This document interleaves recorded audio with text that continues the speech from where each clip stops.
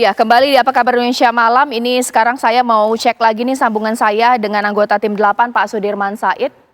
Sambil saya berusaha untuk menghubungi beliau, mungkin saya juga akan menanyakan hal ini kepada Bang Deddy Sitorus. Bang, kita tahu kan bahwa sekarang ini kan saling berebut swing voter yang saat ini memang belum menentukan pilihan. Tapi wajar dong kalau strategi apapun dilakukan lawan politik untuk ya dalam kata lain menjatuhkan lawan politik supaya bisa menggait suara. Ini seperti apa? Ya, pemilu dimanapun pasti yang direbut itu adalah suara swing, ya. Nggak mungkin suara loyal voters. Di Inggris misalnya menentukan suara itu hanya 800.000 pemilih, ya. Kalau di kita mungkin katakanlah selisih 2%, kalau kuat sama-sama kuat misalnya. 2%, 2% dari 200 juta pemilih, kan kira-kira gambarannya seperti itu. Nah, saya kira saling negatif campaign itu sah-sah aja, ya.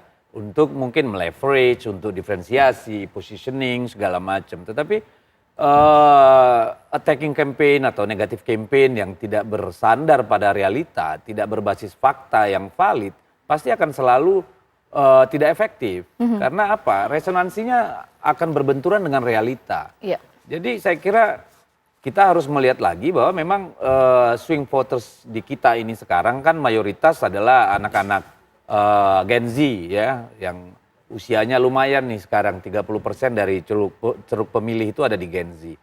Apa isu-isu yang yang penting bagi Gen Z, ya? Ya saya kira itu yang akan menarik gitu, bukan isu yang dibangun tanpa fondasi realita yang konkret gitu ya, atau tidak ada hubungannya sama mereka. Ya saya kira itu akan bertentangan dengan nalar publik, terutama swing voters yang kita mau kejar. Oke, sambil saya cek lagi nih komunikasi saya dengan Pak Sudirman Said, tapi tampaknya belum tersambung. Tidak mengapa, mungkin sekarang saya akan tanya kepada Bang Adi Pray, Mas Adi Pray. Efektif tidak sih strategi dalam saling sindir materi isu-isu untuk meraih suara swing voter ini? Saya kira efektif ya dalam banyak hal, selama serangan-serangan itu didasarkan pada fakta-fakta politik yang memang dirasakan langsung oleh masyarakat ya. Misalnya soal pertumbuhan ekonomi kita yang tidak terlampau membanggakan. Ekonomi kita memang membanggakan, misalnya begitu. Itu yang selalu dibantah oleh kubu pemerintah. Ini yang saya kira sejak awal saya cukup menikmati kalau ada serangan politik dari kubu perubahan. Dari Anies, dari AHY, dari PKS dan Demokrat. Ini tentu untuk membangun supaya demokrasi kita sehat dan tidak monolog. Yeah. Ini sebagai upaya bagaimana masyarakat di end of the day-nya dia melakukan tracking terkait dengan kritik-kritik yang disampaikan oleh kubu oposisi.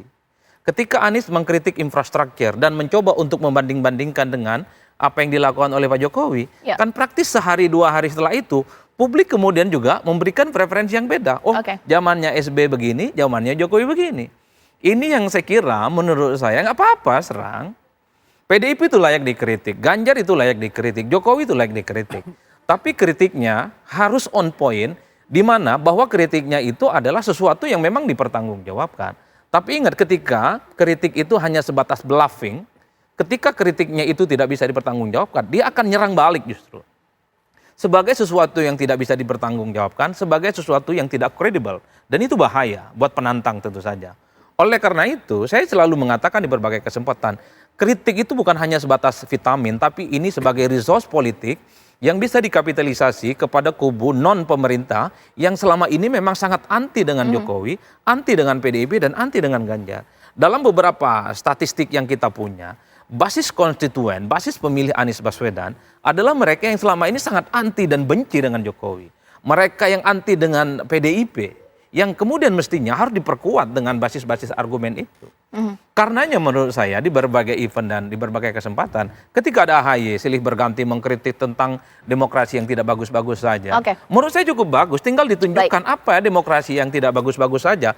Kalau bicara tentang indeks demokrasi kita, 2-3 tahun yang lalu ketika misalnya ada perasaan dari masyarakat kita takut ingin mengkritik Jokowi karena banyak yang dilaporkan, misalnya soal bagaimana orang yang bikin artikulasi melalui coret-coret di tembok, kan ada yang laporkan ke polisi. Ketika disurvei orang takut mengkritik. Tapi ketika memasuki pertengahan tahun 2022 sampai sekarang, kritik-kritik itu diolah dan diorganisir malah sebagai bagian dari vitamin. Ini yang kemudian menjadi satu dinamika politik bahwa serangan-serangan, attack it campaign atau black campaign yang disampaikan oleh siapapun, saya kira ini sehat dan sah sebenarnya. Tinggal diuji apakah serangan-serangan ini betul dirasakan masyarakat atau tidak. Kan batu ujinya adalah ketika masyarakat merasakan betul serangan itu atau justru sebaliknya serangan-serangan yang disampaikan oleh kubu penantang itu adalah serangan-serangan yang tidak bisa dipertanggungjawabkan. Sehingga mereka hopeless terhadap penantang yang menurut mereka semacam mercusuar, ada semacam oase yang bisa diharapkan 2024, tapi nyatanya juga tidak faktual. Kan ini yang saya sebut di awal, ini soal diferensiasi politik, ini soal jualan politik. Tergantung bagaimana fakta itu bisa diyakinkan oleh mereka dan pemilih meyakini itu sebagai satu preferensi pilihan politik. Saya kira di situ saja sebenarnya. Oke, saya tuh menarik apa yang dikatakan oleh Mas Adi Pray bahwa sampai dengan saat ini antinya PDIP, bahwa anti dari pemerintah itu masih ada. Bukankah padahal 10 tahun pemerintahan Jokowi justru seharusnya bisa menggait pilihan mereka yang sebelumnya anti, jadi suka, kan banyak sekali yang dilakukan oleh PDIP bahkan juga pemerintah saat ini. Kenapa tidak bisa ya? Bagaimana ini Bang Deddy? Ya itu kan preferensi politik. Sama dengan di Amerika mengharapkan orang pendukung Demokrat pindah ke Republikan juga kan nggak mungkin ya. Itu kan karena partai-partai ini berkembang kan menurut sejarahnya seiring asal-usulnya, pendiriannya, preferensi politik itu kan gagasan pemikiran yang berbeda. Jadi tidak mungkin kita berharap mereka yang memang sejak awal sudah punya katakanlah selera politik yang berbeda dengan kita terus pindah ke kita gitu. Sama dengan kubu yang lain itu kalau berharap mereka yang sekelompok dengan kita pindah ke mereka juga sulit. Jadi memang begitulah diferensiasi di dalam publik dan itu hal yang natural di negara demokrasi manapun. Oke, Mas Adi Pray bisa dijelaskan secara analisis kenapa ya ketidaksukaan-kesukaan untuk pemerintah saat ini bisa dikatakan mungkin Anies, Jokowi, Prabowo ini seakan-akan begitu mengakar sekali seperti menjadi sebuah ideologi. Bukankah ini adalah soal bagaimana kemudian kerja-kerja ya kalau memang bagus mungkin bisa berbeda pandangannya seperti apa? Saya kira ini bagian dari residu demokrasi kita ya. Demokrasi elektoral 2019 dan terutama itu kristal awalnya 2017 yang lalu ketika terjadi pembelahan yang cukup ekstrim di mana kubu Ahok dan kubu Anies. Ini kan metafor politik yang sebenarnya sampai sekarang cukup kuat. Nah, kenapa misalnya masih banyak orang yang misalnya sangat kritis dan tidak suka dengan Jokowi dan kemudian itu replika politiknya tidak suka dengan PDIP? Sederhana, karena yang dianggap menjadi biang kerok menurut versi yang kritis bahwa Indonesia tidak baik-baik saja bukan hanya Jokowi tapi partai-partai pendukung utamanya, di situ ada PDIP. Tapi sebaliknya, Cak, bahwa mereka yang menganggap negara ini tidak baik-baik saja adalah mereka selama ini yang memang terasosiasi sebagai kelompok-kelompok kritis, politik pinggiran, kalah dalam pemilu, yang menganggap pemerintah ini bukan hanya ekonomi dan demokrasinya tidak berkembang dengan baik, tapi selalu menuduh pemerintah ini sebagai pemerintahan yang selama ini dianggap berjarak misalnya dengan umat Islam. Maka aksentuasinya di 2024 itu masih saja ada anasir yang terkait dengan isu-isu agama. Ini yang saya kira menjadi preferensi-preferensi yang kemudian akan terus berkembang menjelang 2024.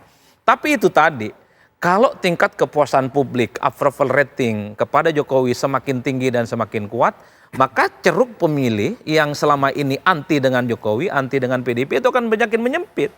Tapi sebaliknya, kalau approval rating terhadap Jokowi, tingkat kepuasannya semakin rendah, sebaliknya ceruk ini akan semakin membesar. Nah disitulah swing. Kemudian muncul di mana-mana, terutama dari kalangan profesional, kelompok-kelompok rasional dan Gen Z yang memang iman politiknya sering goyang-goyang. Kadang dia merah, kadang dia kuning, dan juga biru. Jadi sebenarnya kubu perubahan ini mencoba untuk mengkatalisasi pihak-pihak kelompok-kelompok yang selama ini iman politiknya ini goyang-goyang.